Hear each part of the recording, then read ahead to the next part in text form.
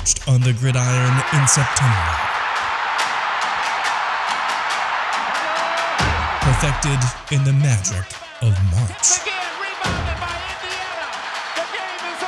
For the fans who love the crunch of the pads, prefer a dunk,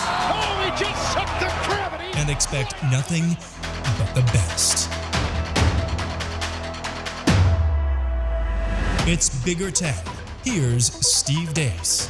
And it's a big week here on Bigger 10. I'm Steve Dace alongside Aaron McIntyre. And Aaron, with all the stuff we have to cover, what do you say? Should we just get right to it? Absolutely. Let's jump in. Let's get right to it with the Big Five here on Bigger 10. And let's start with, it is a Sparty State. What a phenomenal job Mel Tucker has done.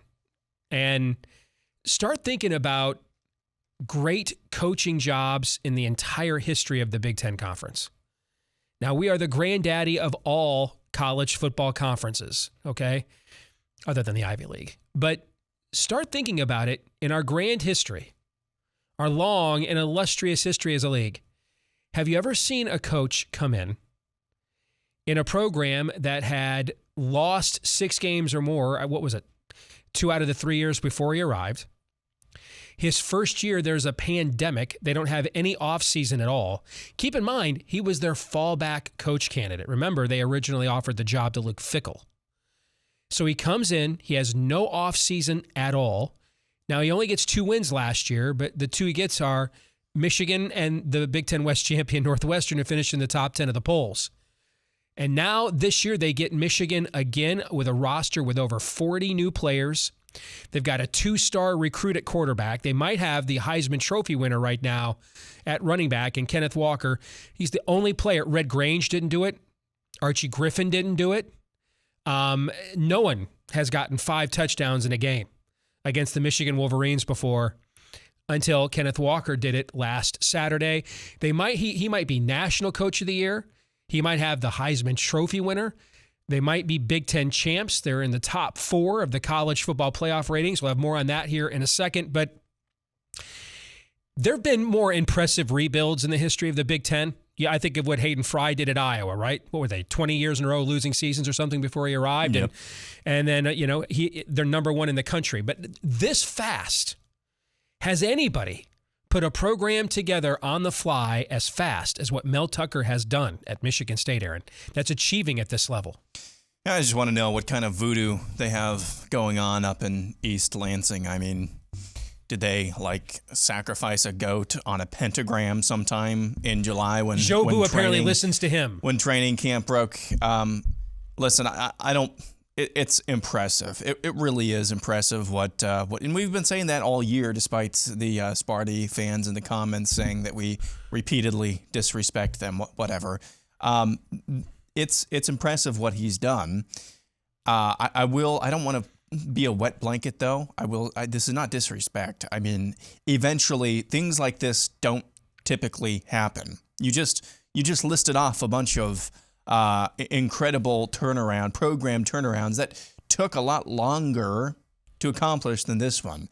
This type of exponential success doesn't just sustain like this throughout many, many seasons, maybe even in the course of a season. No doubt the win against Michigan was Michigan State's most impressive win of the season. That's not to take away from any of the other wins that they've had, holding on against Nebraska in a game that Nebraska should have won, going down in the 150-degree heat and humidity of Miami and really spanking the Hurricanes earlier this season. Those are 2 that just pop out to me, but we'll see. I still have my doubts about Ohio State as well, but really that's the last big challenge I think Sparty is going to have this season. We'll see how Penn State responds as well, coming off of basically their season-ending loss at Columbus. I'm sorry, at Champaign, Urbana. That's apparently where James Franklin thought he was last year. But good job for Sparty. I'm still, I don't know how to say good job, Sparty, and pump the brakes at the same time. I'm going to keep saying pump the brakes until I'm right, actually. That's the way that this goes. But these types of things just don't continue to go up and up and up and up the whole season. I don't think anyway. Well, Chris Felica over at ESPN has pointed out Michigan State has won 4 games this year, where at some point in game their expected post-game win percentage was in the single digits, including last Saturday against Michigan, where they're down by 30-14 with about 6 or 7 minutes to go in the third quarter. Yeah, this is where the conversation about progressing, regressing, yes. I mean, that just doesn't happen. It doesn't. Over and over again. Sometimes, though, it's just your year, right? And sometimes, even if they lose a couple games and go 10-2, Mel Tucker's still the coach of the year. Still probably national coach of the year at that point. I mean, an absolutely phenomenal job that he has done on the fly.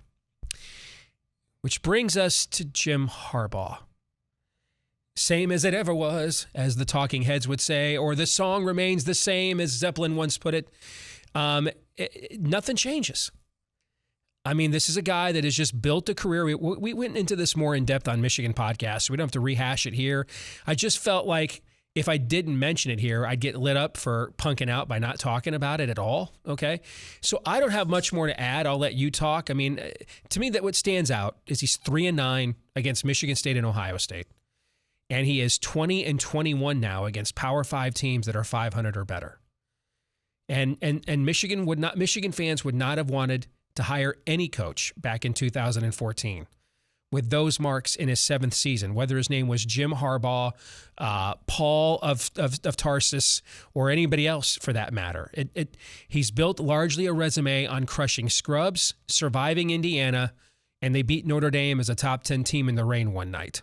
Okay, so it's just another in a long line of his teams don't make the plays in these games, Aaron. They come up short. They kick field goals in the red zone. They don't make the play on 4th down or the stop on 4th down.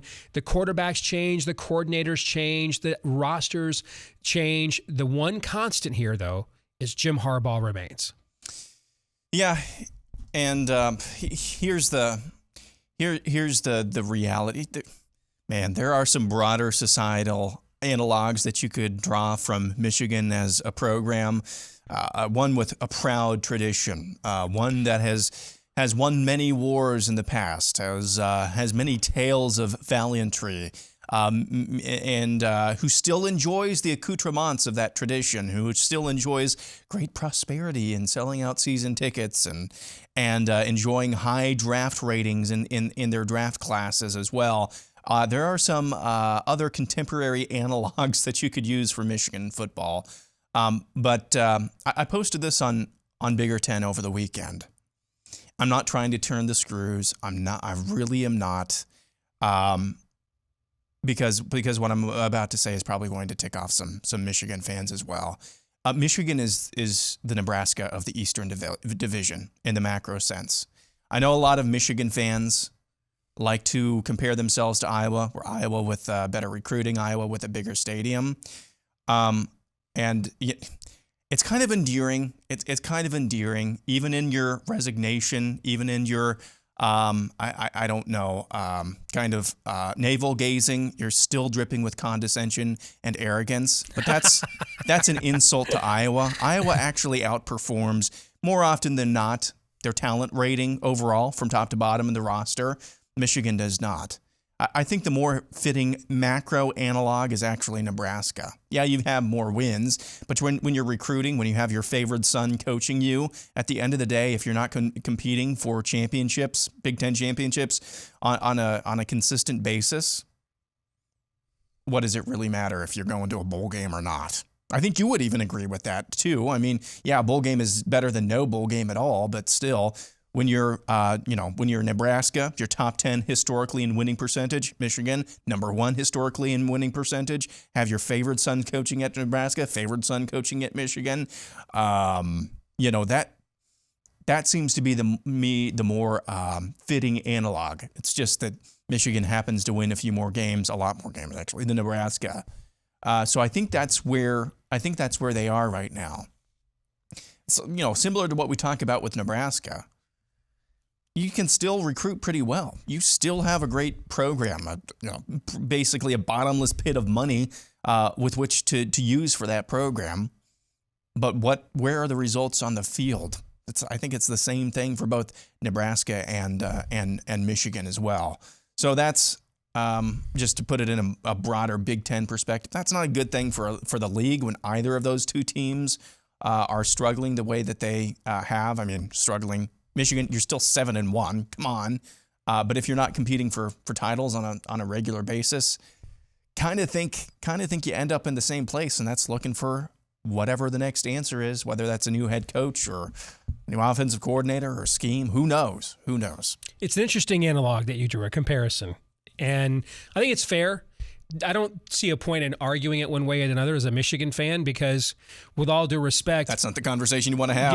Yeah, So I mean, which program do we view ourselves as better than? Are we more like? Okay, I mean that's like when I put out the Bigger Ten power ratings and somebody wants to argue with me. Well, we're there's no way we ought to be 6th. We should be 5th. Okay. I mean, if it means that much to you to be 5th in the Big Ten, I'll let you have it, right? But I get the analogy. I mean, Nebraska's they've had 4 straight top 25 recruiting classes. They can't get to a bowl game. Michigan perennially has around a top 10 recruiting class, can't get to the college football playoff. They can't even get to Indianapolis. So I get the gist of the comparison you're making there. Let's go to the West Division now. How about Wisconsin? They have resurrected themselves 2 weeks in a row now. The Badgers have been unranked and favored against a ranked team, and they have come through bigly with dominant wins in both cases, at Purdue and then on Saturday against your Iowa Hawkeyes. We'll talk about them in a minute. I think Spencer Petras just threw it into the third row yet again here. It's been 10 minutes. But Wisconsin coming back, and if you look at what they've done, a lot of times teams rebound because they made a switch at quarterback or their quarterback got hot, right? He developed and got better as the season wore on, right? When was the last time a team's momentum changed to the positive because they gave up on their quarterback? Wisconsin is out there playing with 10 guys on offense. Unless it is an absolute, we must do it. In fact, when I was watching some of that game on Saturday, Wisconsin had like a 3rd and 17 with like a 20-0 lead from inside their own 10 and threw the football. And I looked at the buddy of mine I was watching the game with, and I said, why would you even do it? And almost got picked off for a pick 6. You know what play I'm talking about? Mm-hmm. And I looked at my buddy who I was watching the Michigan game with because we were interested in what happened to Iowa. We're like, why would you do that? Just run the ball and punt. And that is largely what was, if you've watched Wisconsin the last 3 weeks, I think they understood if they were going to get off, if they were going to be a national contender, and you're opening the year against Penn State, Notre Dame, and Michigan, 3 of the 5 winningest teams of all time. You're not going to just line up and run the ball downhill against teams that recruit at that level, right? And so I think that they thought that they had to go ahead and rely on Graham Mertz, and it's clear he just either can't or isn't ready for that level of influence over the outcome of a game positively for Wisconsin. And it's like afterwards, it's like Barry Alvarez got on the bat phone, called up Paul Chris and said, dude, man, it's going to be 1998. We don't play quarter. We don't have a quarterback. We just have a guy that takes the ball from center and hands the damn ball off. I mean, they have taken him out of the game. And they just take those 2 backs who are a little thunder and lightning, the 17-year-olds, the bigger guy, and then you've got the Clemson transfer that gives you a little bit of wiggle, and they're just running downhill and then playing defense, and they're fine winning 3-2, or in this case 27-7. It is rare to see a team resurrect its season by giving up on its quarterback, but that's exactly what the Badgers have done. Yeah, what's the thing you always say though? You can't hide your quarterback in college football. Right. Eventually, they're not going to be able to hide him. Wisconsin is Iowa with a much better offensive line. Again, we'll get to Iowa here in just a little bit. That enables them to kind of ignore or mitigate their quarterback. Because what was happening last year and then through most of this year so far, they were trying to run the offense through who they thought was their best offensive skill player, which is their quarterback, which is anathema to Wisconsin, as we've talked about before. Usually their best offensive skill player is one of their running backs. But they thought, for whatever reason, we're going to get away from that formula, despite it, which, who could have blamed them? Graham Mertz, a 5-star recruit, if I'm not mistaken, also had that great start against Illinois that everybody talks about, the greatest start of any starting quarterback first game ever, which it was deserved. But I think they realized, he's just not up for it. We run an offense that really shouldn't run through the quarterback. And so we're going to go back. We're going to just take our chances with what really should run an offensive system at Wisconsin, and that is the running back. And so they figured that out. I would also add as well, their turnover rate the last few weeks.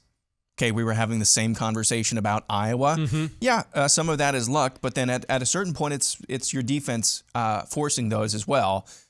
You've seen that rebound on Iowa as well, and they don't have the offensive line to be able to actually be competent at all. And now look at what that's got them. Their first first multiple score defeats back to back since like 2017, I think, or something crazy like that. So Wisconsin, that's good. At some point, though, despite the fact that you're forcing turnovers, though, what happens when that stops? And then what happens when, you're actually going to have to show your quarterback? I think your offensive line can mitigate some of those issues quite a bit. What happens, though, when they run up against the team, which they really won't for the rest of the season, Not I don't until think. Indianapolis. Not until Indianapolis. If even then, I still have my doubts about Ohio State's defensive line and their play up front in general. What happens when they run into a team like that? We'll see. But for now, they look to me like they're in the driver's seat in the West Division. Who'd have thunk that a month and a half ago? Also helps your turnover margin when you give up on the quarterback that was throwing 8 interceptions in the first half of the season. That helps too. All right, but I loved your analysis there. I thought that was good, and I think it's a good segue to Iowa because Iowa can't run the ball, and that forces that which means they can't hide their quarterback, right? And so what's happened to Iowa now in the last couple of weeks, it seems to me, is the turnover luck or turnover margin has regressed to the mean to some degree. And now the systematic fundamental issue of not being able to run the ball downhill forces Iowa to force the action more offensively than it wants to. And the ineffectiveness and inconsistency of its quarterback position gets exposed. And I also don't understand some things schematically. And I say this as someone who has covered and watched a lot of Iowa football over the last 20 years as a non-Iowa fan. Is that fair? As somebody used to cover the team for a living? I don't understand some things schematically. So when the game was ultimately decided against Wisconsin and maybe sealed Iowa's fate in the division race. So a few weeks ago, Iowa was number 2 in the country. Now they might not be number 2 in the West Division when it's all said and done. The end of the game is when that game was really decided there was a 3rd and 17. And I think Iowa was in plus territory or right around midfield. They run a screen pass. It gets like nothing. And then on 4th down, Petrus literally throws the ball like into the grandstand and not anywhere into the field of play. Help me understand that. I don't understand that. I don't understand the setup play call. I don't understand why you wouldn't stress to him, we don't care if you throw another pick. This ball has to be in the field of play. And it was a low percentage route too, like a fade up the sideline, where you run that when you're concerned about a turnover. You're down 27-7. This is your last stand. You need that ball in the field of play. Schematically, there's some things I don't understand. Absolutely. No, I think that's the biggest problem is not Iowa's quarterback. I don't care if you have Justin Fields or Tua Tagovailoa. If your offensive line on a repeated basis is getting blown up, he's going to get happy feet eventually. Look at Patrick Mahomes this year. I don't know how much Chiefs football you've watched. He has got the yips, dude. Yep. It's because their offensive line is not gelling He's seeing quite ghosts. yet. He's bailing out of pockets when he doesn't even have to. Yeah. Now, that doesn't mean that Spencer Petras, if he had a good offensive line, is just going to be a world beater. That's absolutely not the case. He's got to throw the ball away better. Not on 4th down. I saw so many examples of that over the weekend, both in the college game and the NFL. But I think that the pinning it solely on Petras is not good. Iowa, much like Wisconsin, wants to run the ball. At least that's the way their offense is set up because they want to play complementary football. Their defense is suffocating, blah, blah, blah. You've heard this all the time. Their offensive line is not opening up holes. Their offensive line is actually on pace, if I'm not mistaken, to have the worst yards per rush since like Kirk Ferentz's 2nd or 3rd year coaching. That I didn't know. That's a bad offensive line. That's with an All-American at center, man. Correct. It's a bad offensive line, which is really weird for the Kirk Ferentz era because there's just this expectation. If you start off poor on the offensive line, you're at least going to end adequately. if not good. But that's just not taking place this year, and it's affecting every part of their offensive scheme. Now, about that scheme, I want to go back earlier in the game. Iowa had just scored its first touchdown on a legitimate drive down the field. Woohoo. We got embarrassed. We didn't get blown out and embarrassed. Wahoo. Good for them. Then their defense gets a 3-and-out. Now, Iowa, I think, picks up a first down or two. They're around midfield. You're thinking, hey, we're about midway through the third quarter. If we go down here, even just kick a field goal, but if we get a touchdown and we're within one possession, it's game on in Madison. Third down and short. Fullback dive into a 59-man front. Okay? They show that same 59-man front. Timeout.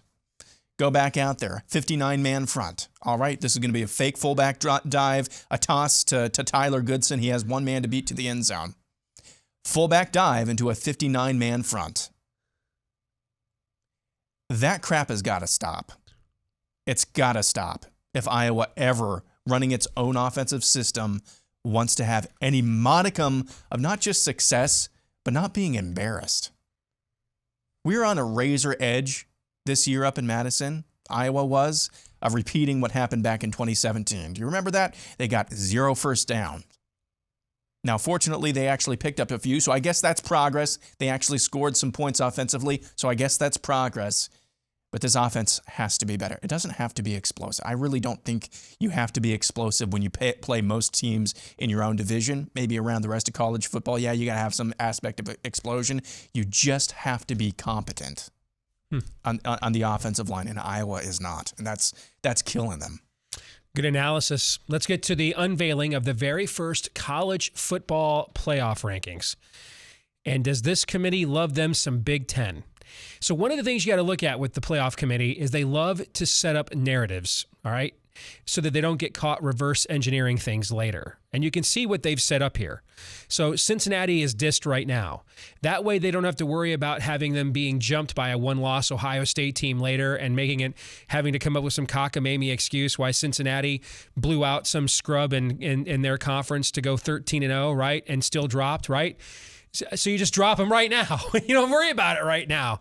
All right. And then you rank Notre Dame 10th, because if you rank Notre Dame as the highest one-loss team ahead of, say, Michigan, then people are like, well, that's, Cincinnati went in there and beat them by double digits on their own field.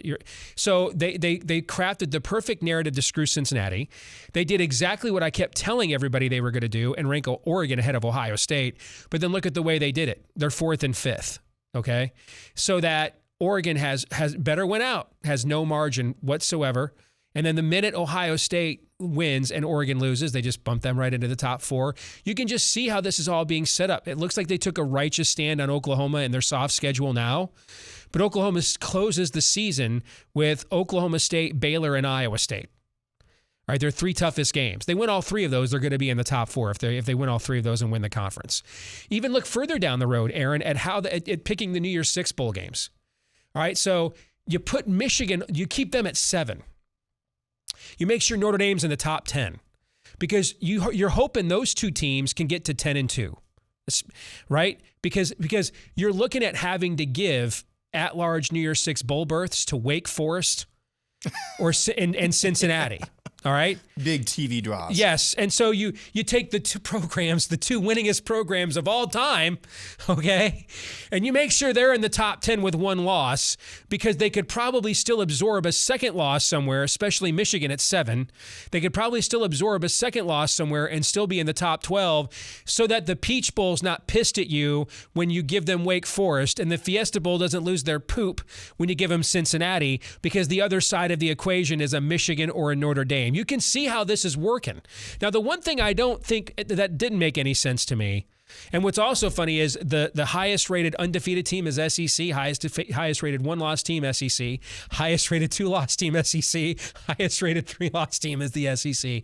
But the thing that did not make sense to me, I'm fine with Wisconsin being in the top 25. They belong. Minnesota was much higher than I thought. Where's Penn State? So Penn State has the same record as Wisconsin. They played, I believe, correct? Mm-hmm. Did Penn State not beat them? Yep. And did Penn State not beat Auburn? Yeah. Yeah. So What are Minnesota's two best wins? Are you really telling me Fresno State and San Diego State are better than Penn State? No, but I get why they're there because of their records, and Fresno State just beat San Diego State.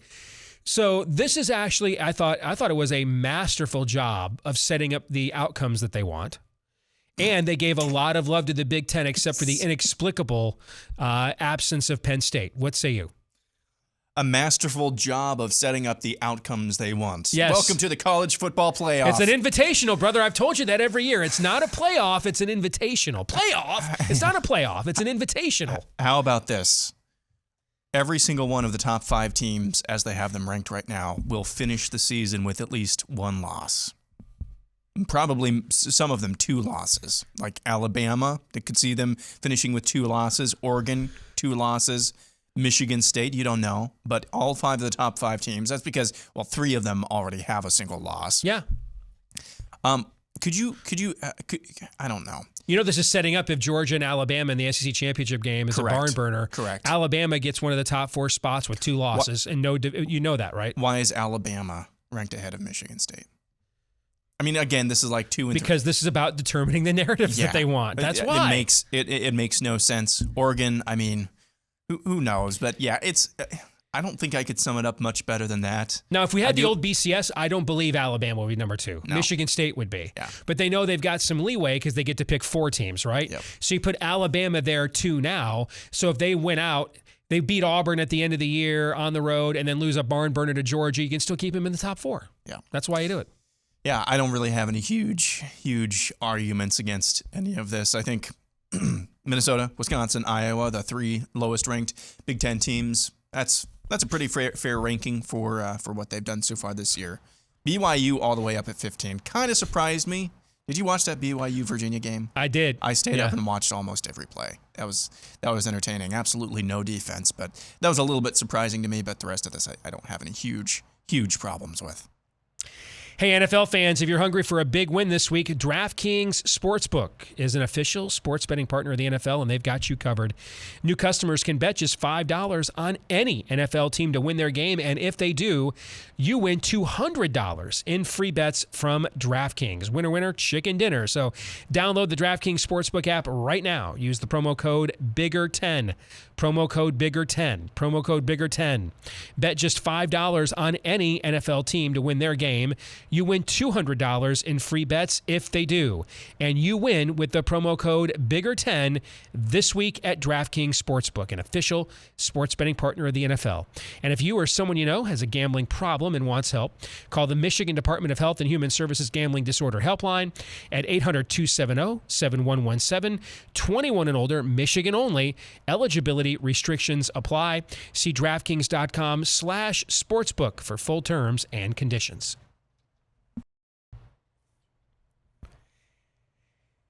Time now for our weekly game of Would You Rather here on Bigger 10. And Aaron, I begin by asking you, would you rather play Purdue +3 over Michigan State -3 in this week's line that stinketh? And this line stinketh to high freaking heaven. Of all the stinketh lines we've had so far, this might be the smelliest of them all. The number 3 team in the country is, and that's after, by the way, it was bet up. It opened up 2.5. It got bet up to 3. So the number 3 team in the country is laying just a field goal on the road against a team that has 3 quarterbacks and 3 defensive coordinators. Your thoughts?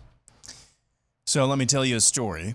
Real quick story. So I had you already know about this story. I had a 5-leg 29-1 parlay in the NFL this Sunday. I actually placed it on Saturday night.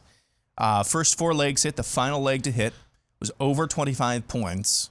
Over 25 points in the first half of the Sunday night football game. That ticket price got decreased by about 20% overnight, Saturday into Sunday. I'm like, this is the only ticket that this has happened to.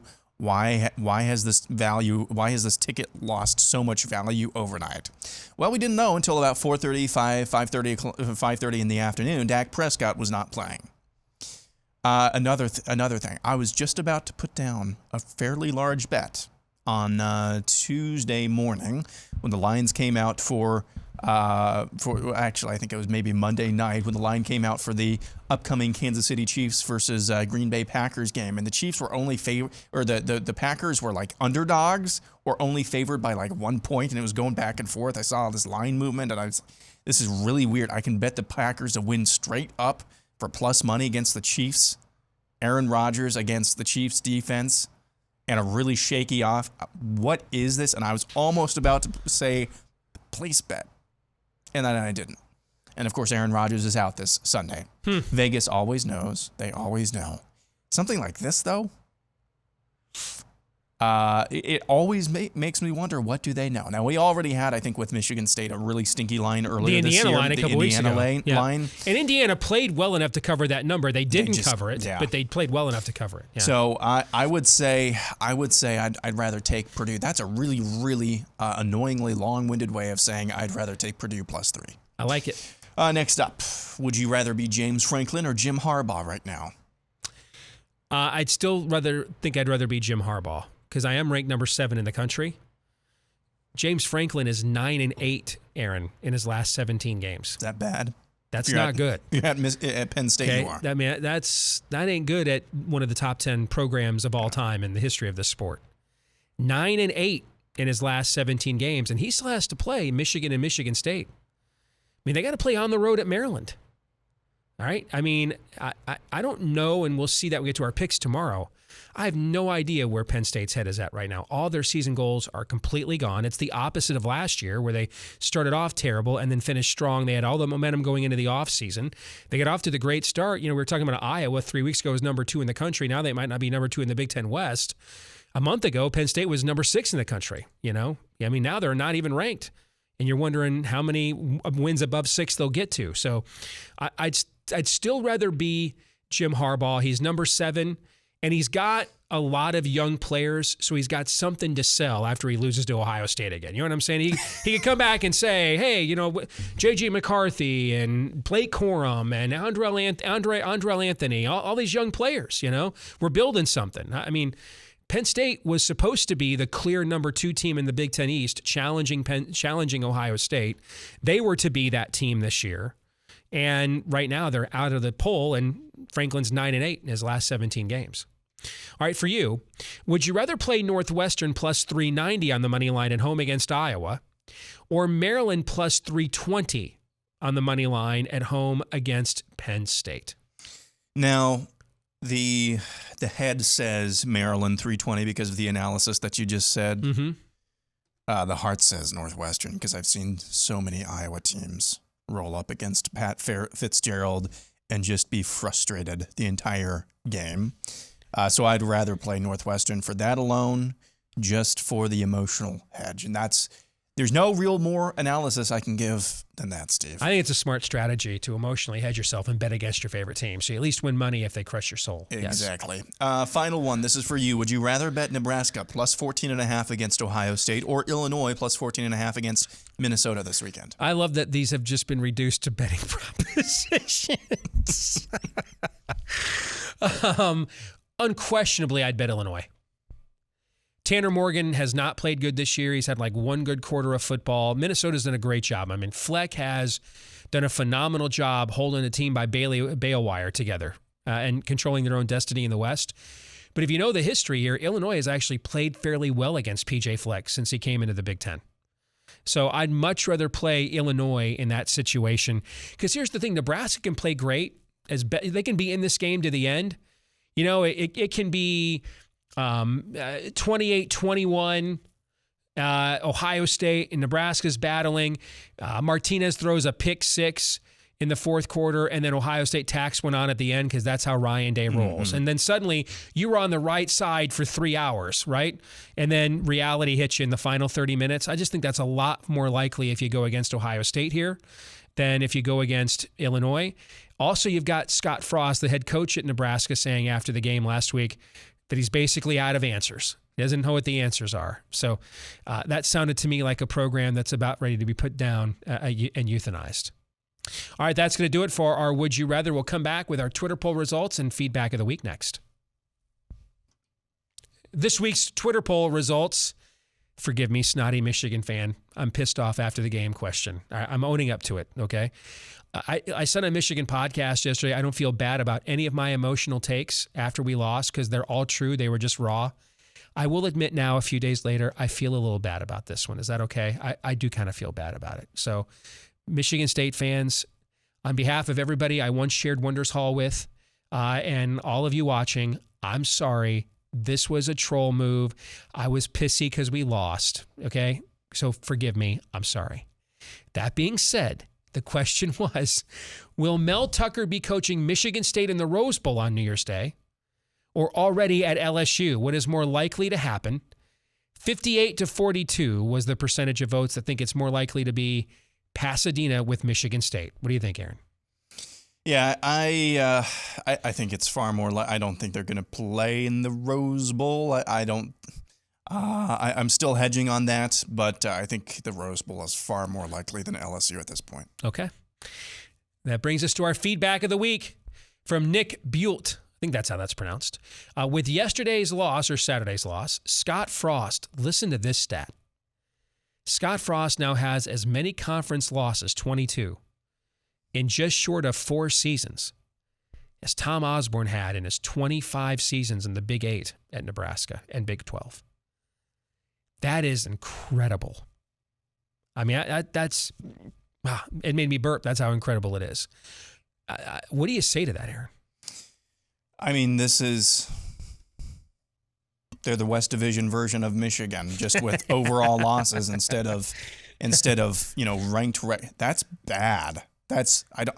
This is the breaking analysis. This is the cutting edge analysis that I have. You tuned in for 30 minutes to get to this point right here. Yeah, bad. say it again. It's bad. real bad. Yeah.